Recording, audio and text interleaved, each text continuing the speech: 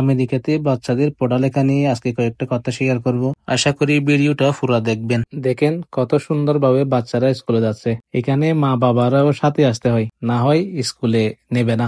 যদি স্কুল কাছে হয় আপনাকে বাস দিবে না, দূরে হলে বাস দিবে। যেখানে বাস স্টপ আছে ওখানে ছেলেদেরকে বা আপনাদের বাচ্চাদেরকে ছেলে মেয়েদেরকে নিয়ে যেতে হবে বাস স্টপ, ওখানে বাসে উঠাই দিতে হবে। আর যদি স্কুল কাছে হয় বাস না দেয় তাহলে আপনাকে স্কুলে গিয়ে এগিয়ে দিয়ে আসতে হবে। ফ্যামিলির কেউ না গেলে বাচ্চাদেরকে স্কুলে নেবে না, মানে অন্য কেউ বা আমার আজকে ইচ্ছে করতেছে না আজকে আমার বাড়ির পাশের কাউকে দিয়ে পাঠাবো এরকমও দিবে না। ফ্যামিলির অবশ্যই কেউ কাউকে যেতে হবে। যদি বাসে যায় তাহলে বাস স্টপের ওখানে গিয়ে দিয়ে আসতে হবে, বাসে উঠে দিতে হবে। আর যদি স্কুল কাছে হয় স্কুলে গিয়ে দিয়ে আসতে হবে। আসার সময় একই রকম সিস্টেম, বাস স্টপের এখানে গিয়ে দাঁড়ায় থাকতে হবে, বাস আসলে আপনাকে রিসিভ করে বাচ্চাদেরকে নিয়ে আসতে হবে। আর যদি না যান বা যেতে দেরি হয় তাহলে বাস চলে যাবে, বাচ্চাকে বাস থেকে নামাই দিবে না, আপনাকে আবার স্কুলে গিয়ে নিয়ে আসতে হবে। একটু লেট হলেই নিয়ে যাবে, এখানে সময়ের অনেক মূল্য। আপনাকে বাস আসার আগে থেকেই বাস স্টপের ওখানে গিয়ে দাঁড়ায় থাকতে হবে। যাওয়ার সময় একই রকম সিস্টেম, আসার সময় একই রকম সিস্টেম, বাস আসার আগে থেকে ওখানে গিয়ে বসে থাকতে হয়। কত সুন্দর ভাবে স্কুলে যাচ্ছে।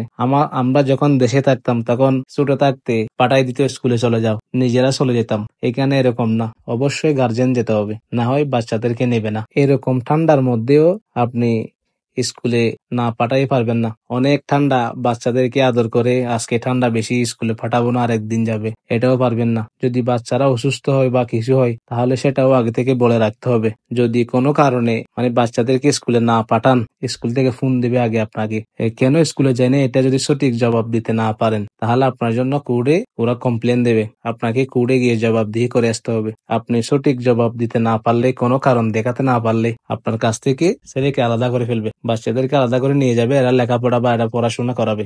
যদি বলেন আমার বাচ্চা আমার আমি ইচ্ছে করলে পড়াবো না, সেটা আমার ইচ্ছা, এখানে এরকম পারবেন না। আপনার বাচ্চা হয়েছে তো কি হয়েছে, অবশ্যই পড়ালেখা করাতে হবে, এটা বাধ্যতামূলক। এই জন্য হয়তো এই দেশগুলো এত উন্নত, বাচ্চাদেরকে অনেক প্রায়োরিটি দেয়, অনেক ইম্পর্টেন্ট। এখানে বাচ্চাদেরকে একা একা কোথাও ছেড়েও দিতে পারবেন না, সাথে অবশ্যই কাউকে থাকতে হবে। যদি রাস্তায় বের হয় একা একা কাউকে একটা বাচ্চা দেখা যায় তাহলে পুলিশ ধরে এদের মা বাবাকে কুড়ে উঠাবে, অনেক ঝামেলা, বাচ্চাদেরকে অনেক যত্ন করতে হয়। আমাদের দেশগুলোতে যদি এরকম সিস্টেম থাকতো হয়তো আমাদের প্রজন্মগুলো এরকম বেকার হতো না বা উন্নত হতো কোনো একদিন। এই জন্য হয়তো এই দেশগুলো এত উন্নত। এত ঠান্ডার মধ্যেও স্কুলে পাঠাতে অবশ্যই হবে। দেখেন কত ঠান্ডার মধ্যে স্কুলে পাঠাতে হবে, স্কুলে না পাঠাতে পারবেন না। যদি বেশি ঠান্ডা পড়ে তাহলে প্রয়োজনে স্কুলে 2 ঘন্টা বা ধরেন 8টা বাজে যায় তাহলে 10টা বা 11টা 2 ঘন্টা পিছিয়ে দিবে, 1 ঘন্টা পিছিয়ে দিবে, তাও কিন্তু স্কুল অবশ্যই যেতে হবে। স্কুল কোনোদিন বন্ধ নাই,